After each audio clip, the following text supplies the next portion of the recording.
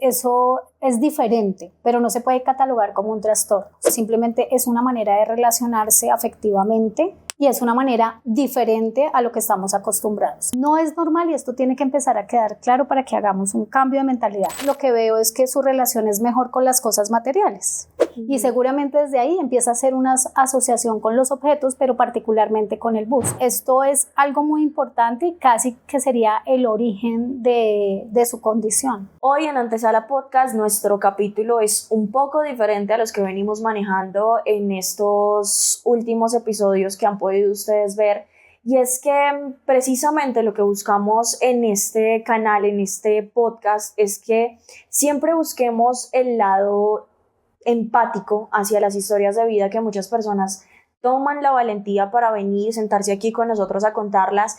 Y de pronto en una sociedad que está tan acostumbrada a ver el lado superficial de las historias, que no está acostumbrada de pronto a respetar las diferencias, pues esto es un poco más complejo. Nosotros, desde nuestro objetivo, lo que buscamos es tener precisamente, generar en ustedes esa empatía, y por eso queremos darle ampliación a uno de los casos que ya tuvimos en Antesala Podcast. Precisamente, y para ello, hoy tengo conmigo una psicóloga clínica, una experta que nos va a ayudar a analizar un poco más sobre este caso, pero quiero que la conozcan ustedes primero. Le doy la bienvenida a Antesala Podcast a Joana Martínez. Joana, ¿cómo estás?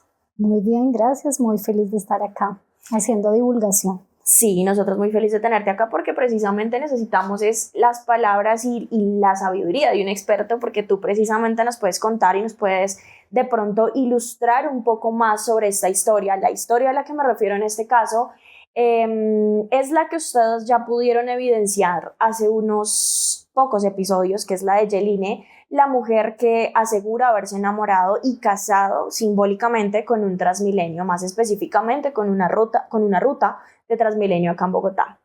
Pero antes de que le demos un poco más de énfasis a esta historia de vida de esta mujer, sí quiero que conozcamos un poquito más a Joana. Joana, cuéntanos un poquito de ti.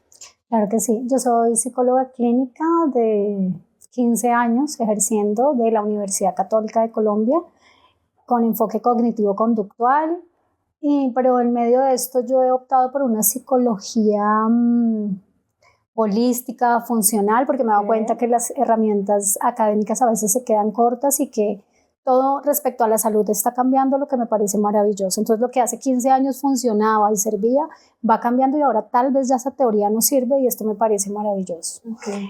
He estudiado, soy consteladora familiar, trabajo con psilocibina, tengo un retiro maravilloso.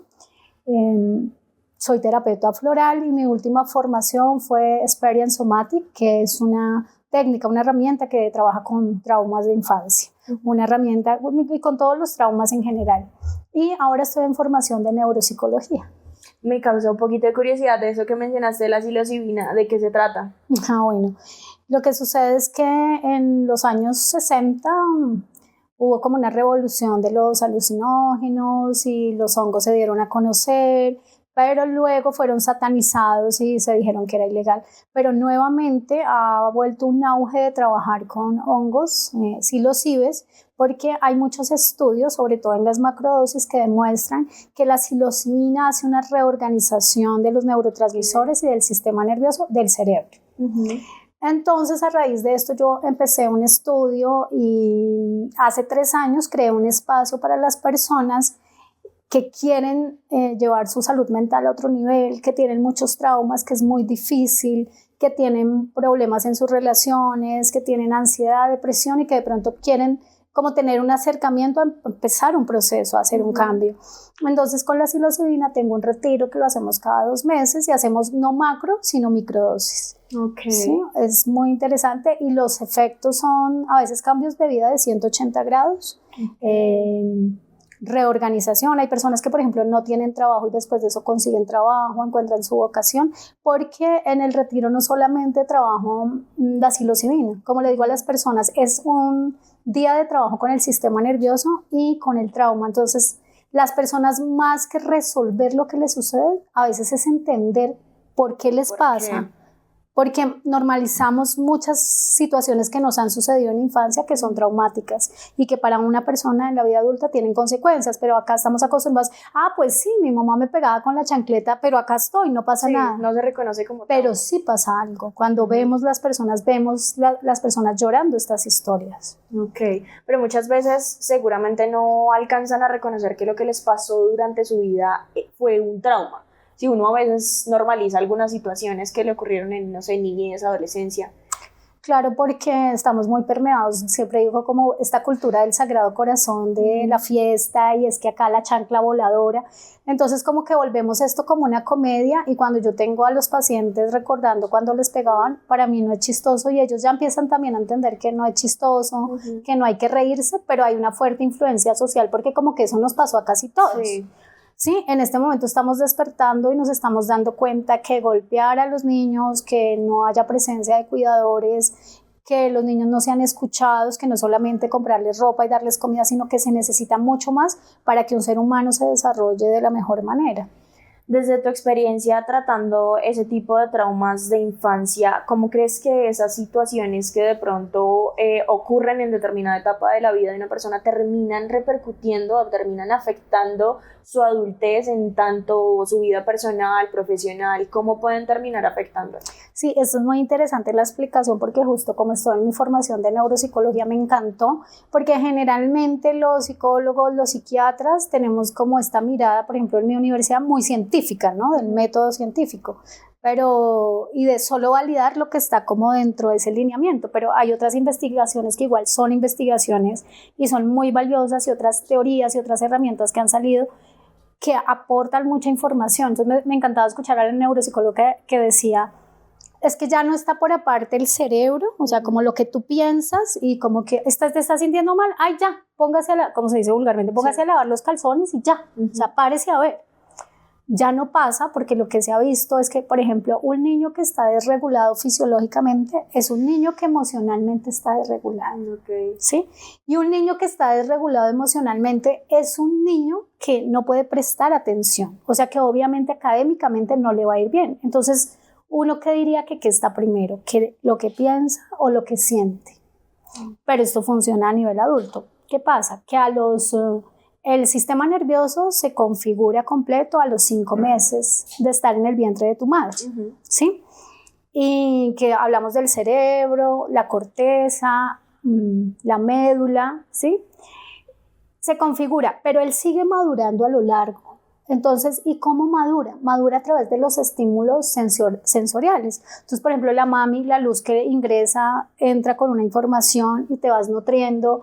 El sonido, entonces si tienes una pareja que te está gritando, que está sufriendo violencia, las emociones que ella tiene una representación química de neurotransmisores y de hormonas. Sí, está estresada, hay mucho cortisol, pero todo esto va nutriendo ese sistema nervioso. Entonces, imaginemos las historias que hemos tenido, pues ya desde ahí venimos con un sistema nervioso desorganizado. Entonces, las áreas del cerebro se van desarrollando de acuerdo también a estos estímulos. Entonces ahí es donde percibimos, por ejemplo, que los niños pueden tener problemas de aprendizaje porque hay una desorganización o un área del cerebro que no creció necesariamente como tendría que ser, no se desarrolló. Entonces, por ejemplo, la corteza ventromedial no se desarrolló bien porque no hay la suficiente estimulación y está relacionada con el relacionamiento social. ¿Sí? Y como ver eso es como, y son los estímulos, o sea, toma al niño, enciérralo, que no tenga estímulos, es un niño que va a tener retardo. ¿Sí? Y a veces no entendemos eso. Yo he escuchado casos como una prima que me decía, no, es que mi niño no lo llevo al jardín, no tiene juguetes y tiene 1 año. O sea, es importante la estimulación. Es importante aquí, yo también siento aclarar, y que tiene relación un poco también con el caso, que no todos esos traumas terminan en lo que es un trastorno mental emocional, ¿o sí? Pues voy a hablarlo desde mi experiencia, porque yo atiendo pacientes todos los días de lunes a viernes, o sea, yo estoy viendo la mente de muchas personas. Sí, claro. Sí tienen consecuencias. No todos pueden terminar en un trastorno, digamos, mental, pero sí se generan enfermedades. ¿sí? Okay. Lo que pasa es que es muy limitada, o sea, tenemos como un manual por el cual nos seguimos los psicólogos y los psiquiatras y es muy limitado, ¿sí? Entonces hay muchas cosas que uno ve en la consulta que no están en el manual, pero que uno dice, claro, ¿sí? Por ejemplo, las heridas de abandono. Yo considero que la herida de abandono, cuando tú en la infancia pasas mucho tiempo sola, sin un cuidador, las personas, claro, sobreviven, o sea, acá están vivas, pero ¿cómo funcionan internamente? Son personas que tienen mucho dolor emocional. Entonces sí, deja una huella. En unas personas puede terminar en un trastorno y con medicación, en otras digamos que lo lidian un poco mejor, pero internamente no la pasan bien. Ok, bueno, ahora ya teniendo esta información básica, esta información que de pronto nos da un poco más de contexto, entramos a hablar más específicamente de este caso. Una de las preguntas, o siento yo también por el morbo del caso, porque es que aquí se ve algo muy cierto y es que como medios de comunicación tampoco hemos apoyado mucho a ese tipo de situaciones y sí es muy común ver, por ejemplo, que todas las entrevistas, por ejemplo, que le hacían a esta chica terminaban en preguntas como, bueno, pero ¿y entonces cómo tiene relaciones con un Transmilenio? Cuando es algo mucho más allá que eso, porque pues ella en realidad lo habla de esa manera y es algo más de sentimiento y de lo que ella considera el significado y amor. Viéndolo de esta manera, ¿tú consideras que si es uno de los comentarios más comunes, que es que le dicen que tiene un problema mental, que tiene un trastorno, viéndolo tú desde ya lo que pudiste haber visto en el capítulo, que pues ya también tuviste la oportunidad de analizarlo, ¿tú consideras que es un trastorno? Bueno, acá no puedo como decir sí y no, y tengo que ser muy cuidadosa por la ética de mi profesión. Claro. Es como psicóloga clínica, si te lo hablara de ese enfoque, realmente es una parafilia que tiene atracción, digamos que tiene unas conductas sexuales o sexualizadas hacia algunos objetos y eso es diferente, pero no se puede catalogar como un trastorno. O sea, desde la psicología clínica, si la viera un psicólogo clínico puro, pues diría que no, porque es funcional, porque dentro del manual, como te digo, tendría que cumplir tres criterios para decir que es un trastorno o que está con una enfermedad mental, y ella no cumple los 3 criterios porque aparentemente puede llevar bien su vida social, no sufre, no le hace daño a nadie con esto, ¿sí? Desde la psicología clínica. Ahora, desde mi punto de vista, con otras herramientas que yo tengo, para mí pero voy a aclarar esto, es muy difícil exactamente opinar de un proceso de una persona que yo no tengo acá, que yo no puedo aplicarle una prueba, que yo no sé la anamnesis, la historia clínica, yo no sé si ella de pronto tiene una epilepsia, yo no sé si tiene algún tumor que puede estar ocasionando, porque hay tumores que cambian los estados de ánimo y las conductas, ¿sí? Hay unas enfermedades también de tipo cerebral, no mentales, que causan que las personas cambien la conducta, ¿sí? Entonces no tenemos esto, vamos a partir que vamos a hacer un ejercicio pedagógico. Exactamente. Sí, con mucho respeto también, porque no la conozco a ella y no es mi intención. Y una cosa que me parece importante que tú estabas diciendo y que me gustaría recalcar y llevar a las personas que nos ven a reflexionar, es que nosotros deberíamos dejar de estar opinando del cuerpo, de la mente. Yo creo que de hecho, yo manejo las redes sociales para compartir un poco este tipo de información, pero yo cuando veo que algo no me interesa, yo simplemente paso, yo veo personas que se enganchan a escribir, yo digo, ¿cómo puedes opinar de alguien que tú no conoces y no sabes? Uno tendría que ser respetuoso y pues sí, uno puede comentar con sus amigos, pero ¿por qué le tiene uno que escribir? Usted lo vio, no le interesó, déjelo pasar. Y esto debíamos aplicarlo en todo, hasta con las personas más cercanas, no opinar de la vida de otros. Y más al no conocer tampoco un contexto, ¿no? Porque lo que te digo, muchas veces estas entrevistas, por ejemplo, que le hicieron a esta mujer fueron tan superficiales que yo siento como, ¿tú cómo vas a sentirte con el derecho de opinar de la vida de una mujer de la que ni siquiera has conocido un detalle de su historia? Que eso es lo importante también.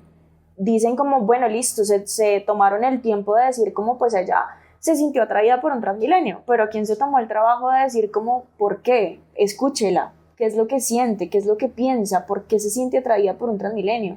Si no es solamente como decir como, es que me gusta y entonces todo el mundo a catalogarla de loca, que es finalmente lo que sucede en las redes sociales, ¿no? Y es un poco lo que buscamos romper como ese tipo de estereotipos también. Y es por eso también que desde aquí hacemos un llamado también a la empatía y a que la gente se abra un poco a conocer, en este caso, como tú lo dices, de manera pedagógica, porque pues sí es un tema muy complejo, es un tema delicado que que la tiene que tratar directamente la persona involucrada, que es ella.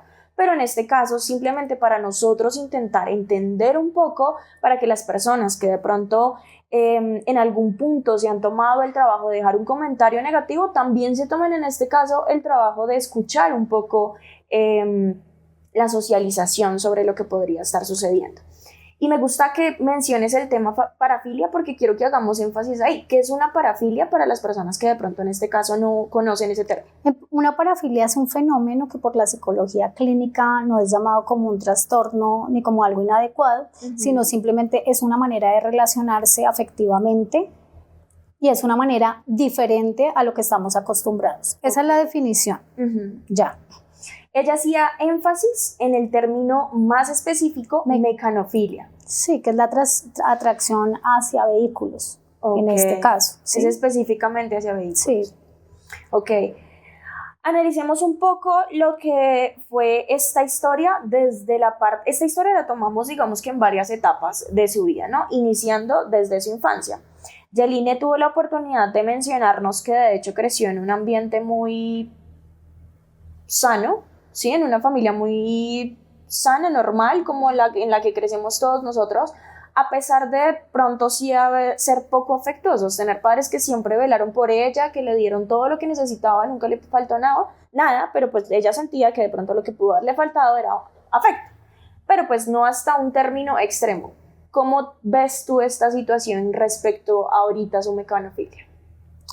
Sí, pues yo observo, digamos, esta es una mirada desde la teoría del apego, pues los niños, nosotros en los primeros años, de hecho hay una investigación donde creo que es con monos, donde se dan cuenta que los monos, aunque tienen comida, tienen la incubadora, tienen todo, no sobreviven porque no tienen afecto. Okay. Sí, es psicología comparada.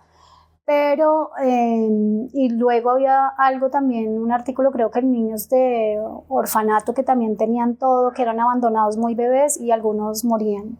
Y empezaron a darse cuenta que era por el tema de que no había como una persona que cumpliera ese papel de sostener, de cuidado, como la mamá, ¿sí? Okay. Entonces yo lo que observo cuando doy la entrevista pues es que, y es que eso es lo que nos pasa, que tenemos muy normalizado ese tipo de cosas. Mira tú cómo lo dices. No, pues como a muchos no es normal y esto tiene que empezar a quedar claro para que hagamos un cambio de mentalidad.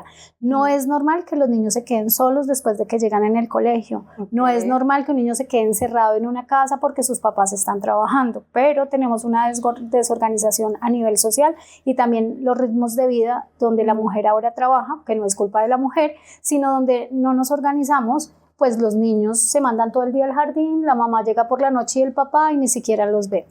Eso está dejando una huella en ese ser, ¿sí? Entonces, obviamente cuando ella cuenta, pues todo el tiempo hace referencia, y me parece muy interesante esto, de que tenía todas las cosas materiales, y justamente lo que veo es que su relación es mejor con las cosas materiales, ¿sí? Okay. Con los objetos, ¿sí? Se lleva mejor con los objetos que con los seres humanos, porque recuerda que nosotros aprendemos por modelamiento también, y yo aprendo de ese otro ser humano que está acá. Este ser humano que está acá me ayuda a hacer contención, en ese caso mi mamá o mi papá, o ese cuidador.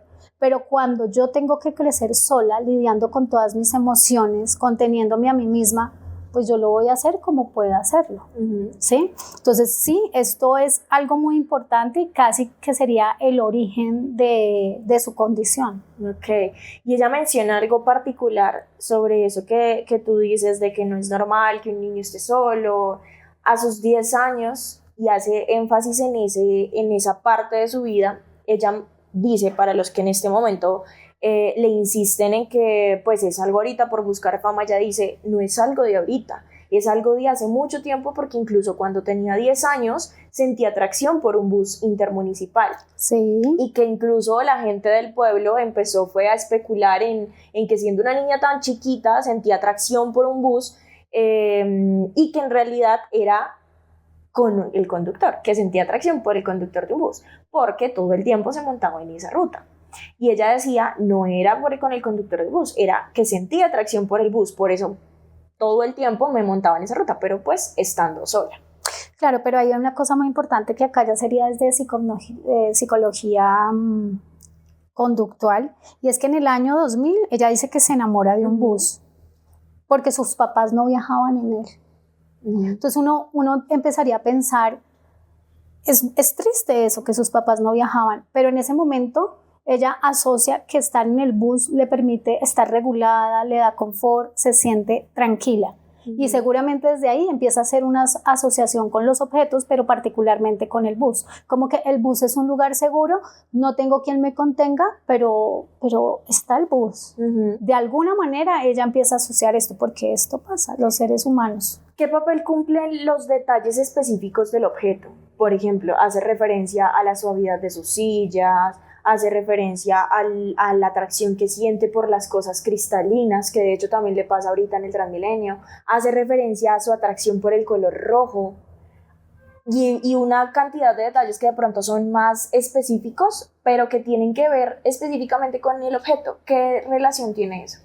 Pues es como cuando tú te enamoras de alguien, ¿no?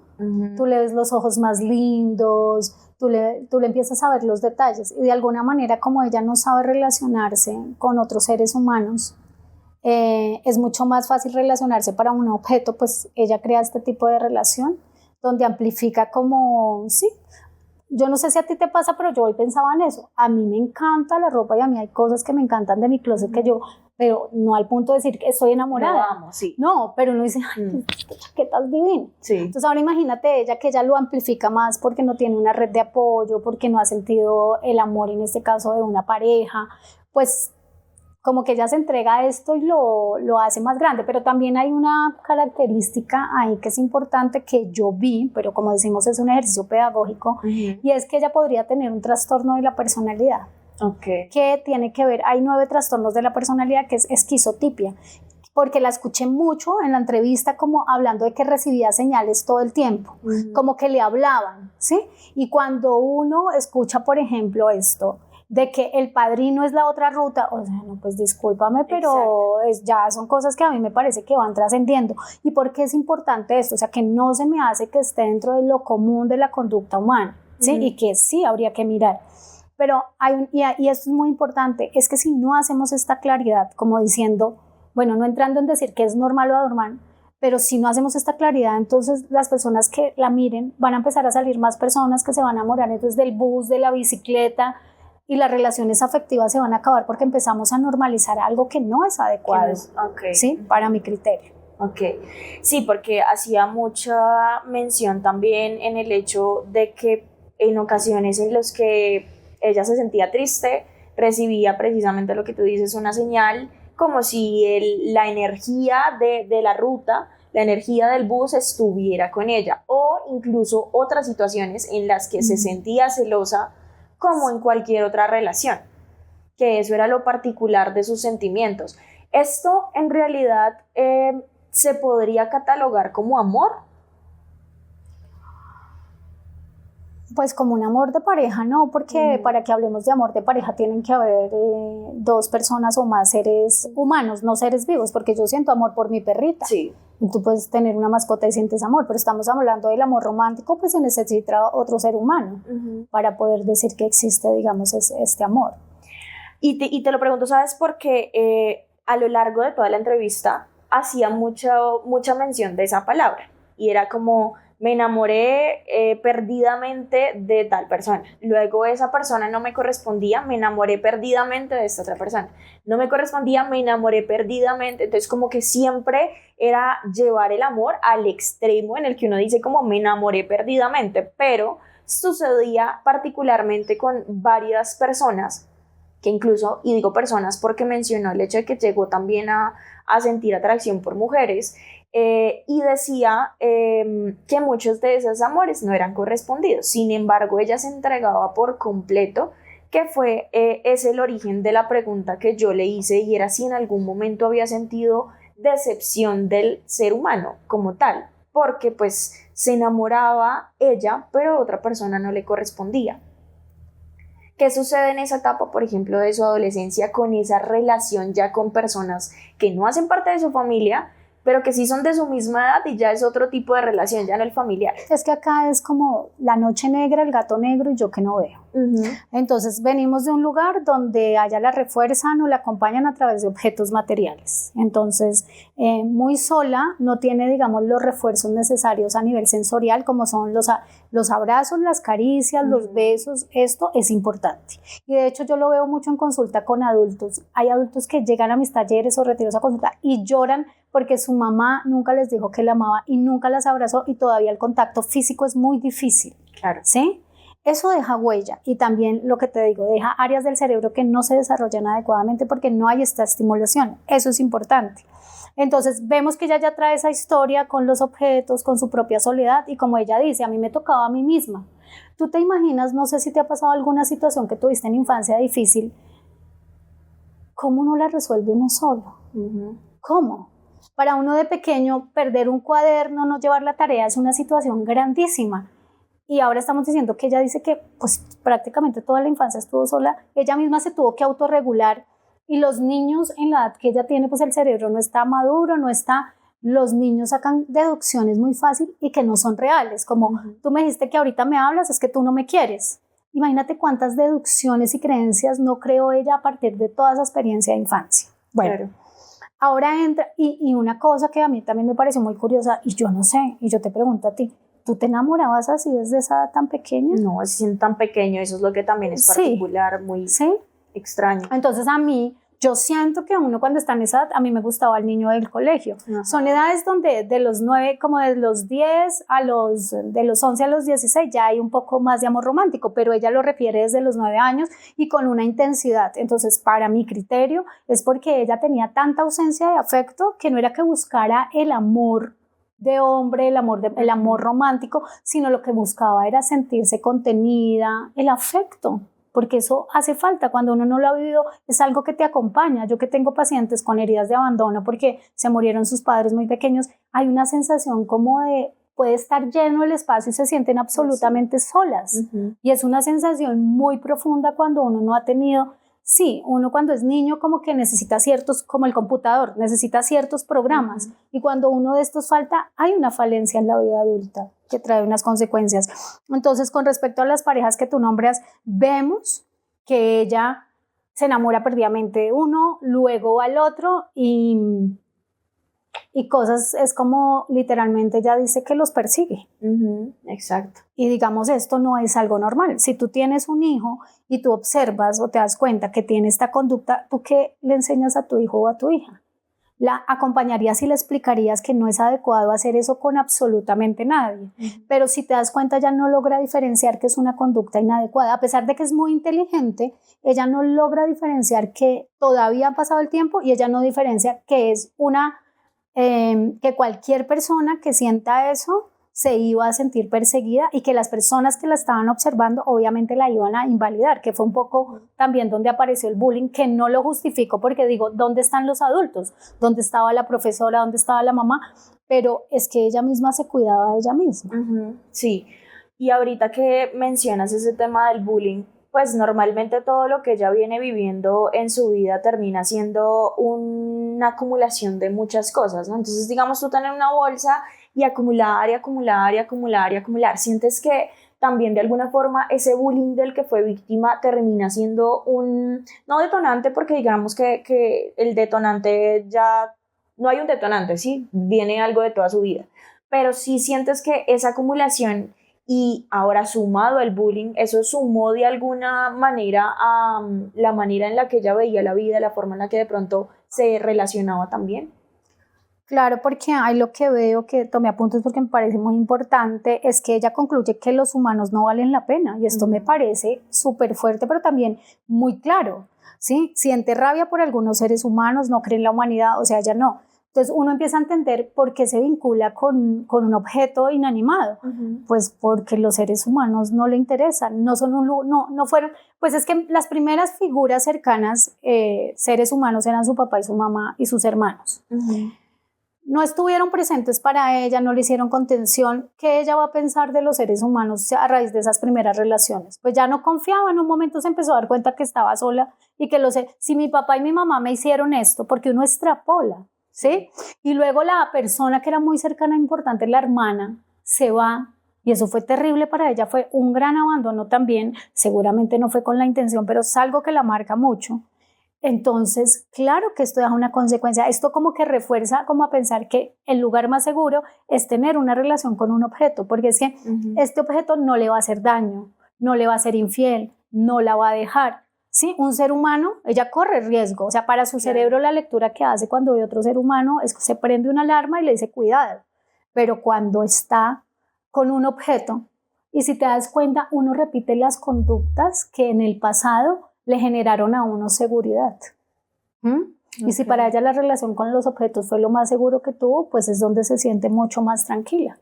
Y esas conductas obsesivas que mencionabas ahorita y que de pronto terminan reforzándose con esas, o de pronto, sí, también es un círculo, ¿no? Porque esas conductas obsesivas terminaron generándole el bullying, y el bullying vuelve a generarle conductas obsesivas. Es un círculo que sigue manteniendo en su vida. De hecho, ella mencionaba una historia particular que hace énfasis en que es una persona que terminó de pronto no cambiándole la vida, pero sí cambiando un poco su perspectiva, porque fue una de las personas que sí le prestó atención. Sin embargo, en la manera en la que lo aprecié yo, es los populares fandom de los artistas. Sí, según como ella lo mencionaba, hacía parte de un fandom de un artista. Y ella incluso desarrolló ese sentimiento por ese artista porque él le devolvía el afecto, o no afecto, pero pronto sí la atención que otras personas no le habían dado. ¿Eso de qué manera cambia la historia o la refuerza? Bueno, es que acá es muy interesante. Yo creo que para las personas que lo ven, nos están viendo para su propio proceso, seguramente les va a dar mucha información. Y es que lo que pasa, lo que yo he visto también en la práctica profesional, y hay muchos libros que hablan de esto, pero uno busca lo mismo que vivió en infancia. Cuando no lo trabajas en terapia, tú tratas de recrear tu hogar de infancia una y otra vez. Porque resulta que cuando, por ejemplo, tu papá era infiel con tu mamá y resulta que en la vida adulta consigues hombres que son infieles, pero de alguna manera, aunque tú dices es súper doloroso, una parte de ti se siente como en ese lugar que era su hogar. Y hasta que no hace un proceso, que eso hay que entenderlo, hay cosas que no podemos solos y que necesitamos ayuda, la persona no logra darse cuenta que de alguna manera está atrayendo a esas personas, porque cuando aparecen no les dice que no, sino es como, como si viera todo el peligro y eso le pareciera. Entonces ella sigue como repitiendo este mismo patrón de hombres inadecuados, de hombres que no le ponen cuidado, de los inalcanzables. Ella misma es un círculo, lo sigue repitiendo y sigue reforzando la idea que no merece ser amada, que no merece el amor, que el lugar siempre es estar sola. Y sí, pues todo esto lleva a que tome una decisión, porque de alguna manera creo que cuando ella está con ruta, con este Transmilenio, pues ella siente que es un lugar bonito y es la posibilidad de encontrar el amor. ¿Qué tan bueno o malo podría ser para una persona que ha tenido o que está enfrentando, que ha enfrentado toda su vida este tipo de situaciones que de pronto no reconoce como traumas o como situaciones adversas que tuvo que vivir anteriormente? ¿Qué tan sano es el hecho de que ella en este momento esté reforzando eso con el cariño hacia un objeto inanimado? Pues lo que pasa es que creo que en este momento lo que está reforzando es toda la atención mediática que está recibiendo.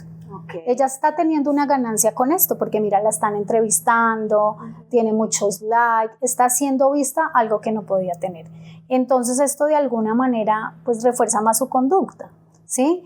Y en neuropsicología hay personas que tienen la incapacidad de darse cuenta que están enfermas, y me parece que puede ser un poco el caso de ella, y es anosognosia, se llama.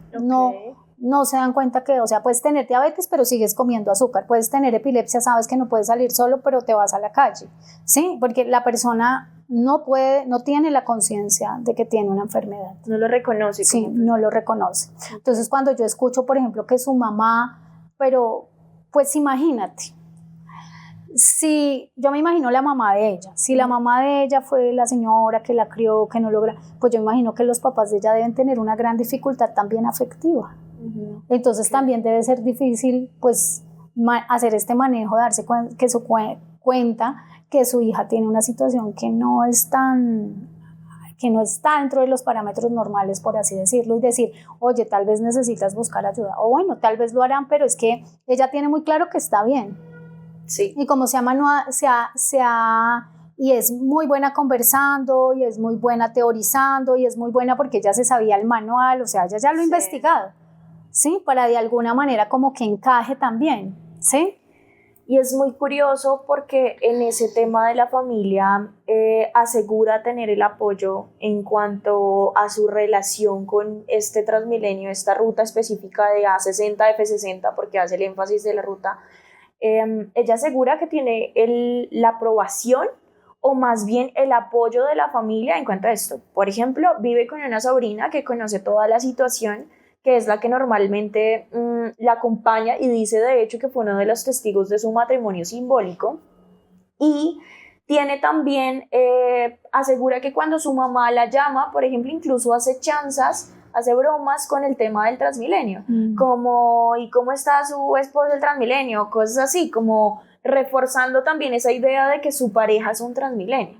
Entonces, eso en este punto también refuerza su idea e influye y la afecta en cuanto a estas ideas que tiene en su cabeza. Claro, porque estás recibiendo apoyo y lo están normalizando las personas que están alrededor. Entonces ya, mira, para que las personas a veces no más en relaciones de pareja, yo le digo mucho esto a las mujeres porque a los hombres les cuesta mucho buscar ayuda terapéutica y yo les digo, mientras tú sigas aprobando las conductas de él piensa que lo que hace está bien, ¿sí? Y esto es lo que pasa, mientras nosotros sigamos normalizando, pero hay un refrán, ¿no? Que dice, las manzanas no caen muy lejos del árbol. Entonces yo me imagino, siempre pienso en eso, es como una unidad. Si ella tiene esa situación, ¿cómo fueron sus papás? ¿Qué piensan sus papás? ¿Qué problemas tienen sus papás? ¿Y cómo será la familia que está alrededor? Cuando yo atiendo personas y llegan a mis talleres o a mis retiros, yo les digo que el tema de la salud mental es muy difícil, no porque no haya información, sino porque a veces es tan subjetivo, que de eso trato yo en mis redes de contarlo así como muy descrito y muy a lo cotidiano, desde una psicología más fácil. Yo les decía que lo más difícil es porque tú dices, ¿no? Tú te paras y tú dices, es que yo me siento mal, yo cada vez que me paro tengo ganas de llorar y por la noche me cuesta, o sea, un montón de cosas. Y tú le cuentas a tu amiga cercana y tu amiga te dice, ay, a mí me pasa igual. Y luego encuentran la otra y la otra le pasa igual. Entonces, ¿qué terminas tú diciendo? Es que así es la vida, así se siente. Hasta que de repente tú un día te da curiosidad y empiezas a escuchar a alguna persona con una información diferente. Y entonces dicen, no, yo no me siento así, yo tengo energía. Y tú dices, ¿cómo así? Y así tengo un montón de personas que llegan a mi consulta con diagnóstico de depresión y ansiedad por años. Pero es una depresión social, digo yo, porque ayer se rían mucho en el retiro, porque yo les digo, ustedes se pueden parar de la cama. ¿Ustedes se imaginan que la depresión es quedarse uno en la cama y llorar? No, si fueran millonarios, uno tiene que pagar el recibo de la luz. Claro. Usted se para porque si no se lo cortan y a usted todavía le pregunta, pero usted está deprimida. Solo que puede, es como que es difícil, pero usted logra pararse. Y así vive mucha gente. Entonces normalizamos un montón de cosas emocionales que nos suceden porque nos da pena, porque todavía sigue siendo un tabú.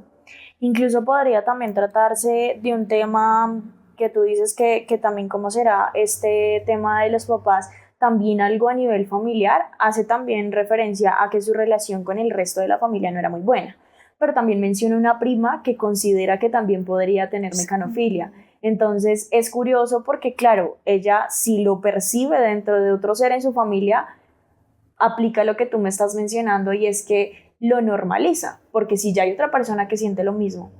Sí, y es que acá es importante porque que uno tenga una enfermedad mental, como una ansiedad, como una depresión, como que uno tenga un diagnóstico de estos y digamos que la línea sea salud mental, no significa que tú estés loco, es que tienes una desregulación, ¿sí? La locura es que tú ni siquiera te des cuenta y no seas consciente, ¿sí? Eso es la locura, perder la conciencia, pero acá no hablamos de locura cuando tenemos depresión y ansiedad, tenemos una enfermedad de tipo mental porque pues es de la mente, de las emociones, Entonces digamos que eso es importante. Lo que tú dices de la prima, y también por eso te decía cómo era de curioso, porque ella dice que sintió celos de la prima que tenía, ¿sí? Y pensaba, claro, por eso además le gusta el Transmilenio, porque es que no tiene rival. Eso le da mucha seguridad a ella, es una relación demasiado segura cuando todos sus vínculos han sido que no lo ven, que lo abandonan, ¿sí? Y como la prima, mira, lo que pasa es que con el tema de trauma, esto es muy bonito, hay trauma transgeneracional, o sea, la muerte de un familiar en el árbol genealógico que murió porque no tenía alimento, a veces eso se pasa en la memoria celular, o sea, ya hay investigaciones. ¿Sí? Entonces es posible que traiga un transgeneracional, que haya información de esto, pero uno diría, pues las vinculaciones afectivas, lo que tú dices, ¿cómo se vinculaban sus papás? ¿Se abrazaban? ¿Sí? Hablaban, se sentaban a la mesa, le preguntaban qué había pasado en el colegio. Si no lo hacían con ella, lo hacían tal vez con los otros hermanos, lo hacían entre ellos, tal vez no. Y tal vez ese papá y esa mamá también vivieron lo mismo en sus hogares, solo están reproduciendo la misma historia.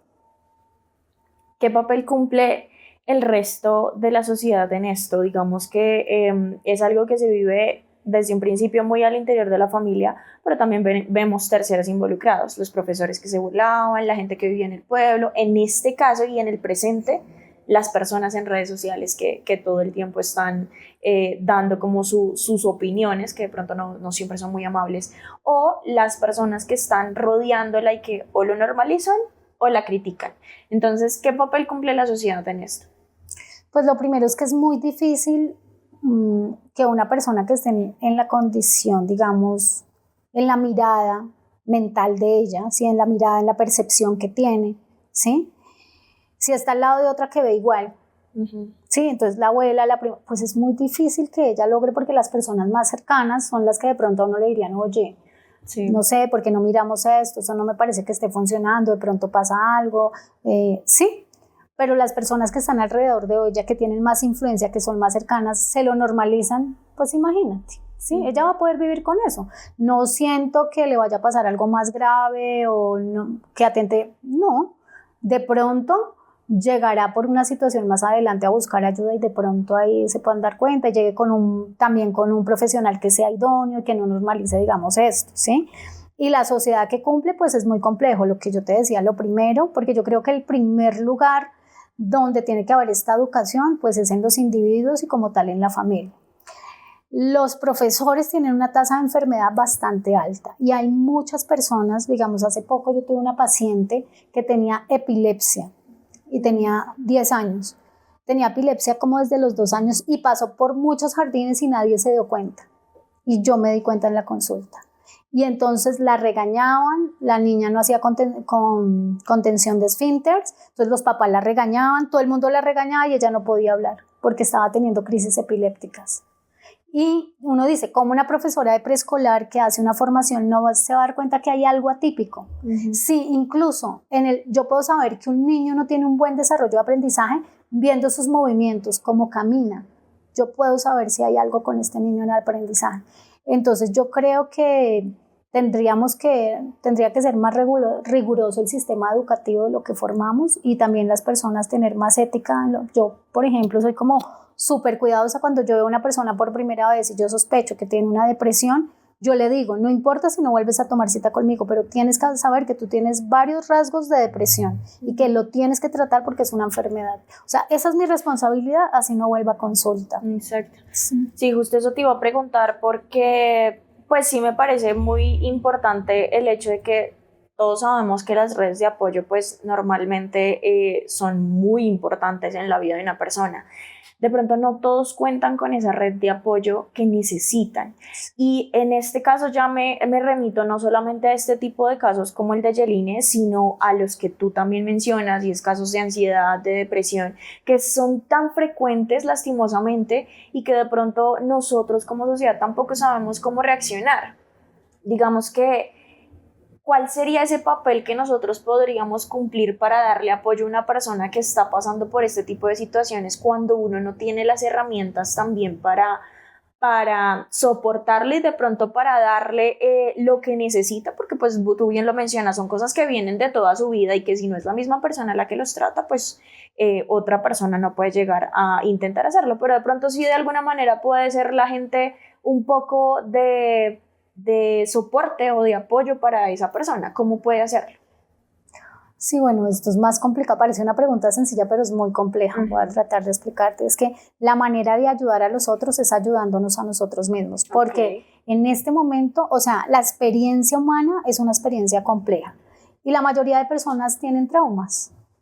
Sí, tú tienes traumas, yo tengo traumas, ¿sí? Todos tenemos, pero unos en mayor medida y otros menos. A veces los traumas que unos tenemos nos dejan ser un poco más funcionales, pero uno cómo va a ayudar a otra persona cuando ni uno mismo está bien, o sea, mira toda la desinformación que hay, ¿sí? Entonces yo creo que una manera es primero que tengamos conciencia de que todos tenemos que en algún momento hacer un proceso terapéutico que es bueno y que también cuando hacemos un proceso terapéutico también podemos ver a los otros desde un lugar diferente. Da un ejemplo estos días y es como cuando tú eres mamá o papá y tú dices, uy, no sé, yo reacciono muy feo con mi hijo y hay un taller de padres de una psicóloga que es famosísima, yo voy al taller de padres, claro, tú mentalmente aprendes todo y tú lo sabes y el primer día entonces tú estás como mi amor, mi vida, el segundo, bueno, amor, y el tercero, no, pero que... Porque resulta que lo aprendes, pero como tienes una memoria donde tu mamá también te gritaba, eso está ahí y se detona ante una situación parecida.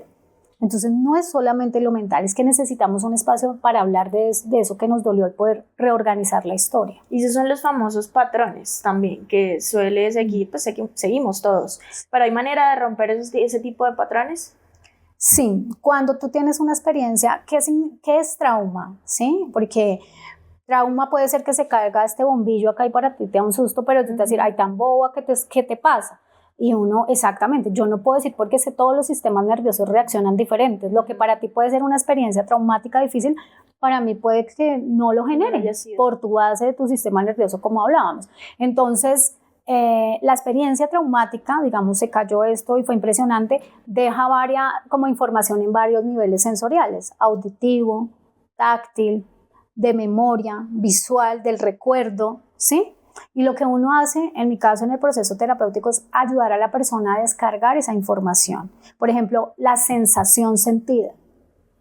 Porque es que la psicología tradicional no toma en cuenta que las sensaciones sentidas en el momento de las historias quedan consignadas en el cuerpo, en el tejido neuromuscular. Esto es muy revolucionario y muy nuevo.